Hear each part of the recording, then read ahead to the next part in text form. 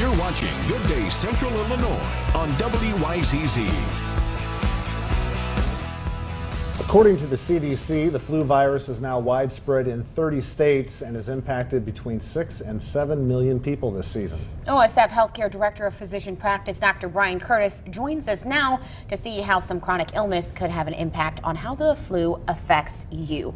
When it comes to this kind of stuff, obviously, there's a lot of people that can be in a more prone area. Talk to us about some of the more high-risk folks. So obviously children under 6 are really high risk. People over the age of 65 are another high-risk category. And then people with chronic liver or kidney problems. Obesity is a risk factor. Asthma, COPD makes you more prone to develop more respiratory complications from the flu. And then the ones that people don't think a lot of are pregnant women are a high-risk category, and then women that had just delivered a baby are a high-risk category, and they definitely need to be immunized because they're very, very high risk of getting complications from the flu. And you were telling us earlier a statistic about the people who are dying from the flu compared to those who had a flu shot or not. Yeah, so this year, when you look at the data, about 80% of the mortality from the flu this year have been in unvaccinated individuals, and then the other 20% are people in the high-risk categories. And so really, again, it tells you that there is something you can do to help prevent serious complications of the flu.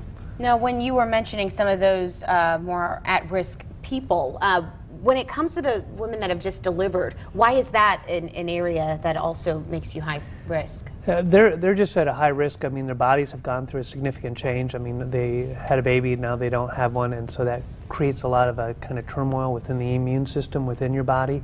And so it really sets them up to get a very aggressive form of the flu. And so really can't encourage you enough. If you're pregnant or you just had a baby and you've not had your flu shot, you need to go get your flu shot for yourself and for your baby. What have you observed this year in terms of how effective the flu shot has been this season? Yeah, so we're kind of early into it, so we're just kind of getting into the ramp-up phase of the flu, which is kind of our normal. But what we're seeing around the country in this widespread is that there's 3 circulating viruses right now, and they're all in the flu vaccine this year. And so the predominant one that's circulating is H1N1. That was a predominant strain back in 2009 when we had that bad flu year. So it's back this year. And so again, it's one of those flu strains that we don't see a lot. And so if you haven't had the flu vaccine, you're at a serious risk when you get that virus to having a bad flu. Well, thankfully, we all got our flu shots live on TV back in September, I think it was. But for folks that maybe they've already gotten their flu shot, what other things can they do to help protect themselves and their family? Yeah, and so it's, you know, cough or sneeze into your elbow. If you wipe your nose or cough in your hands, make sure you wash your hands or sanitize your hands. And then if you're sick, stay home. Don't go to school, don't go to work, you know, only go out if it's absolutely necessary. And that's actually to protect other people and to yourself. And we know that people stay home and take care of themselves, get some rest, hydrate themselves, actually get better faster than the people that try to just muscle through it. And let's remind people about the symptoms too, because I know in the past people have kind of thrown around, oh, I think I have the flu, like it's a cold. Yeah. What should people look for? So the flu is high fevers, myalgias and arthralgias, which are muscle and joint aches. You can have a little bit of nausea, but the predominant fever is headaches, muscle aches, joint aches, and that's it. And people can really describe it. Usually they can tell you the time it started.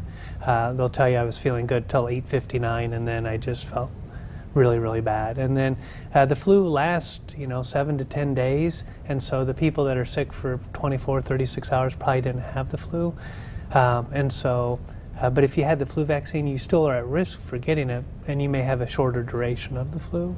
Okay. Right. A lot of very good things to keep in mind, especially as flu season is ramping up. So we appreciate your time and giving us the rundown, Dr. Brian Curtis. Of course, we'll share this interview over on our website. Just head to ciproud.com and click on the Good Day Central Illinois tab.